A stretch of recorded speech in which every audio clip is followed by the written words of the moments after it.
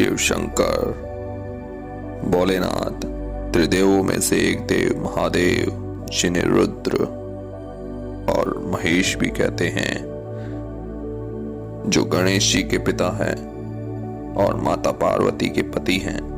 इनका जन्म कब और कैसे हुआ, ये जानने से पहले आवश्यक है परमात्मा शिव, सदाशिव और भगवान शंकर में क्या अंतर है। शिव पुराण के अनुसार परमात्मा शिव, जो निराकार हैं, जिनका कोई आकार नहीं, उन्हीं से ही सदाशिव की उत्पत्ति हुई है, जो 5 मुख वाले हैं। सदाशिव से ही भगवान शंकर की उत्पत्ति हुई है।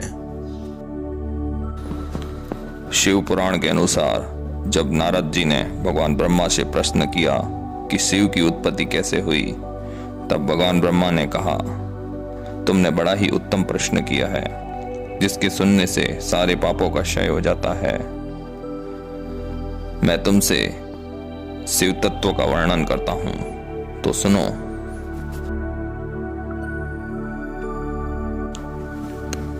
जब इस चराचर जगत में केवल अंधकार ही अंधकार था, न सूर्य थे, न चंद्रमा, न ग्रह थे, न नक्षत्र, न दिन थे, न रात, न अग्नि थी, न पृथ्वी थी, न वायु, न जल, किसी की भी सत्ता नहीं थी। चारों ओर केवल शून्य ही शून्य था। तब सिर्फ एक ही सत्य सुना जाता था, वो था परमपिता परमेश्वर, परमात्मा शिव का। परमात्मा शिव जो निराकार है, जिनका कोई आकार नहीं।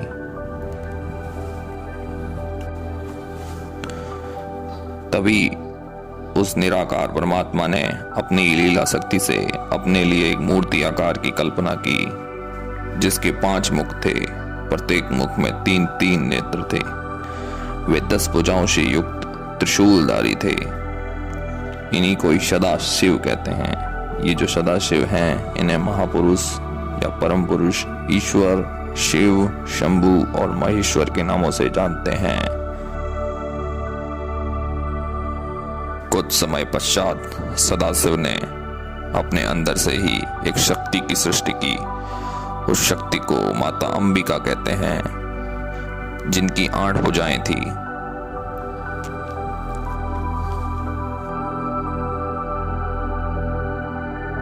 एक समय भगवान सदाशिव और माता अंबिका अपने ही बनाए हुए लोक में विचरण कर रहे थे।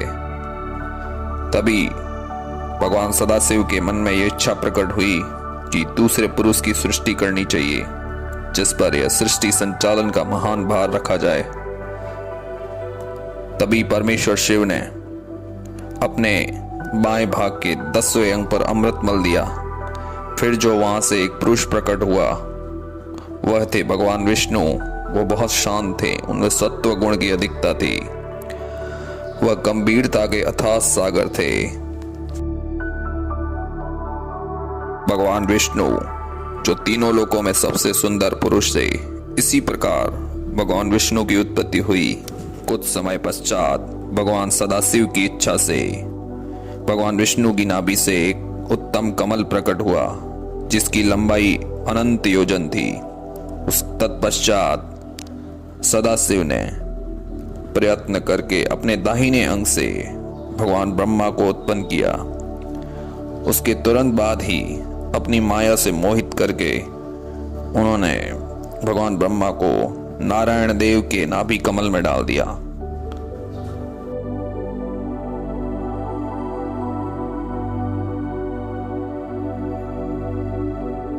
इसी प्रकार भगवान ब्रह्मा प्रकट हुए। उनके 4 मुख थे।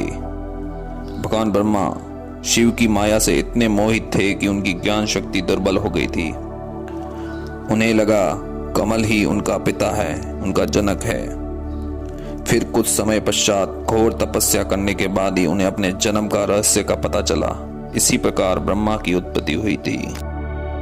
कुछ समय पश्चात भगवान विष्णु और ब्रह्मा के बीच में महानता को लेकर विवाद छिड़ जाता है।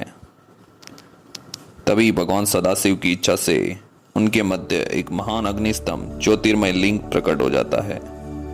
और आकाशवाणी होती है कि जो भी इसके आदि और अंत का पता लगाएगा वही इस सृष्टि में महान गिना जाएगा।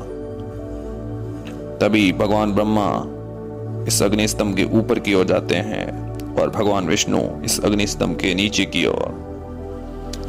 दोनों ही खूब पता लगाने की कोशिश करते हैं, पर उसका आदि और अंत उन्हें नहीं मिल पाता।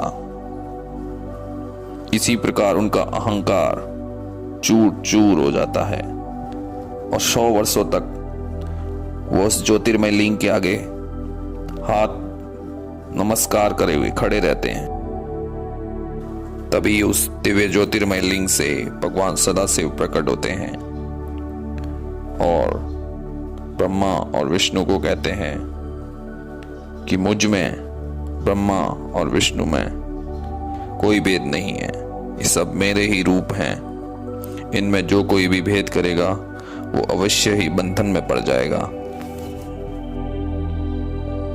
तभी भगवान विष्णु बोले, यदि आप हमारी भक्ति से प्रसन्न हैं तो हमें वर दीजिए। तभी भगवान सदाशिव कहते हैं, तुमने और ब्रह्मा ने जो मेरे अवतार के निमित्त स्तुति की है उस प्रार्थना को मैं अवश्य सच्ची करूंगा। तभी भगवान सदाशिव कहते हैं कि मेरे जैसा ही परम उत्कृष्ट रूप मेरे हृदय से उत्पन्न होकर ब्रह्मा जी की भुरकुटी से इस लोक में प्रकट होगा, जो नाम से रुद्र कहलाएगा। मेरे अंश से प्रकट हुए रुद्र की सामर्थ्य मुझसे कम नहीं होगी। जो मैं हूं वही रुद्र होगा और पूजा की विधि विधान की दृष्टि से भी मुझ में और रुद्र में कोई अंतर नहीं होगा।